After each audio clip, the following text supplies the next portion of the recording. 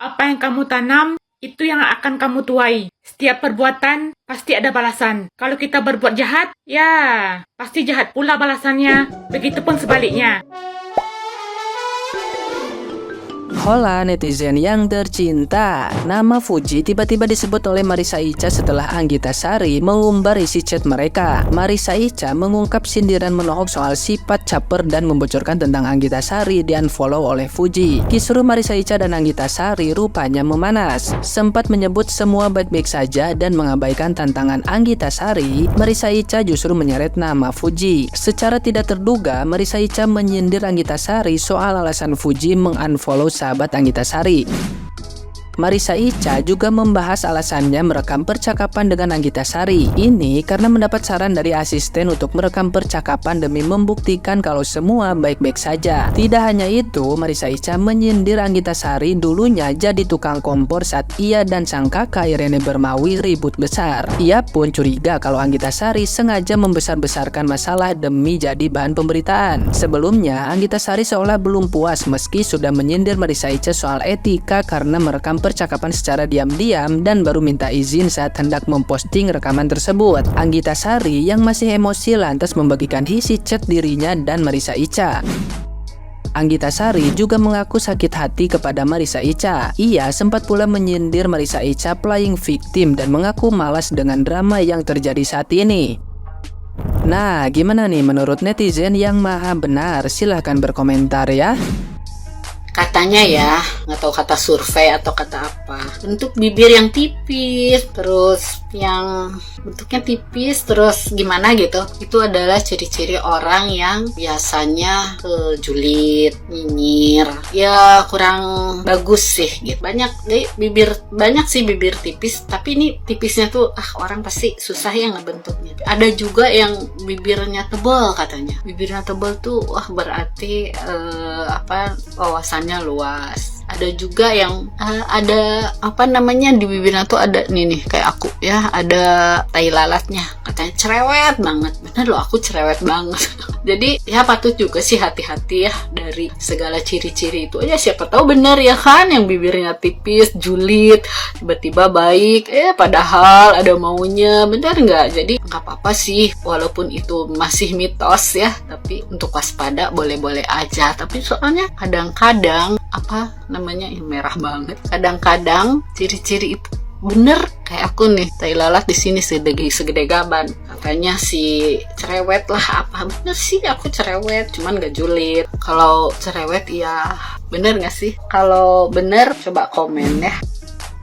Apa nggak boleh Fuji bahagia gitu? Apa nggak boleh jika ada orang yang sayang sama Fuji gitu, yang muji-muji Fuji seperti itu, fansnya gitu? Kenapa kami malah dibilang goib gitu? Banyak orang di luar sana yang mandang Fuji sebelah mata di saat ada orang yang mandang Fuji dengan lurus. Kita yang peduli sama Fuji, kenapa justru kita yang dieliminasi seperti itu? Sementara orang di luar sana boleh menghina Fuji, kenapa kita muji Fuji nggak boleh? Kenapa kalian sejahat itu gitu loh? Yo nggak habis pikirnya di situ, kenapa nggak boleh gitu? Kenapa? Itu yang jadi pertanyaan. Kenapa? Ada yang benci wajar, ada yang suka wajar. Tapi kenapa di saat ada orang yang berani mengatakan suka, kalian tidak menerima?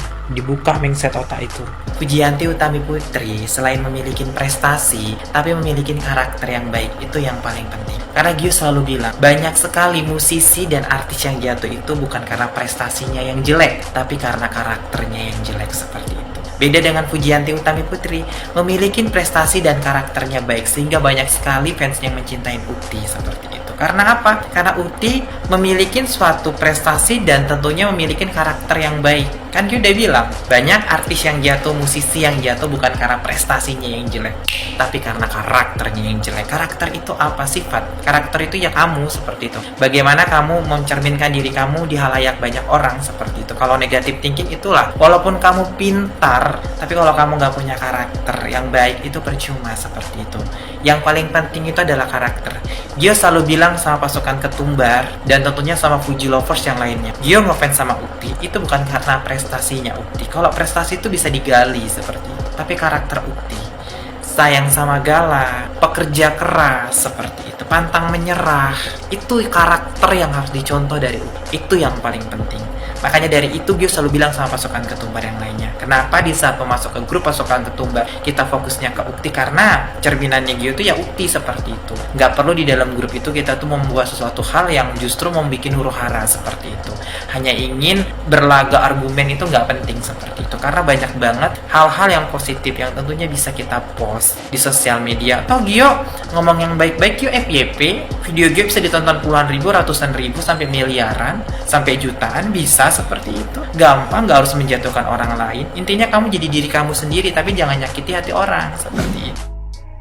Ya guys, Iren, kakaknya Marisa Ica kan kemarin ngatain si Fuji bocil lah, rakus harta lah, ya kan, makanya nggak dipilih sama keluarga yang halilintar lah, Gen Halilintar. Ternyata Fuji cuma diem, dan akhirnya guys, ternyata kakaknya si Ica ini kena tipu puluhan juta sampai nangis di medsos. Ya guys, ucapan adalah doa. Ya guys, belum lama ini ya ada di akun mana yang madam apa ya, itu Marisa Ica juga itu rekaman dengan Adelia apa ya, saya lupa sebentar, Edis Adelia guys.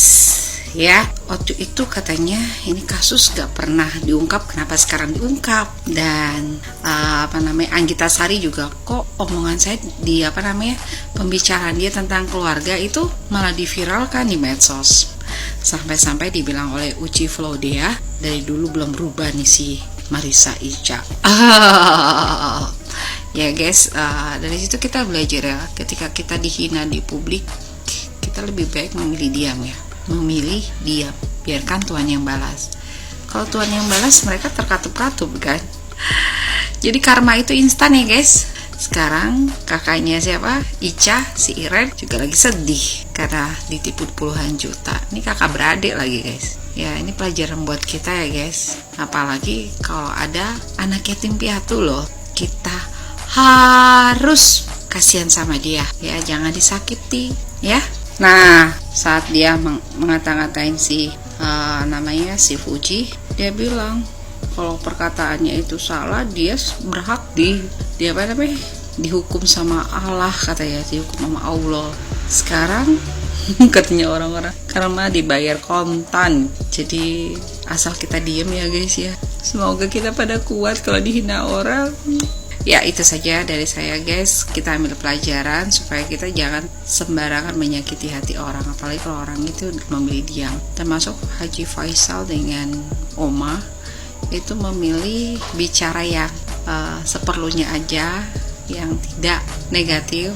Bahkan dia masih berterima kasih dulu Ica bisa bantuin menggalang dana buat anaknya Vanessa Angel.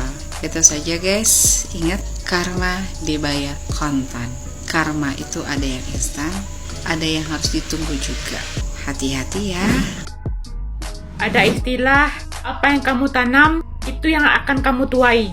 Setiap perbuatan pasti ada balasan. Kalau kita berbuat jahat, ya pasti jahat pula balasannya. Begitupun sebaliknya. Nah, ini pelajaran untuk kita semua. Di saat kita menolong orang, harus dengan tulus dan ikhlas. Dan jangan diungkit-ungkit lagi kebaikan yang kita telah lakukan kepada orang. Dan satu lagi, lisan itu sangat penting dijaga. Karena apa yang kita ucapkan bisa menjadi bumerang untuk diri kita sendiri. Karena ucapan adalah doa.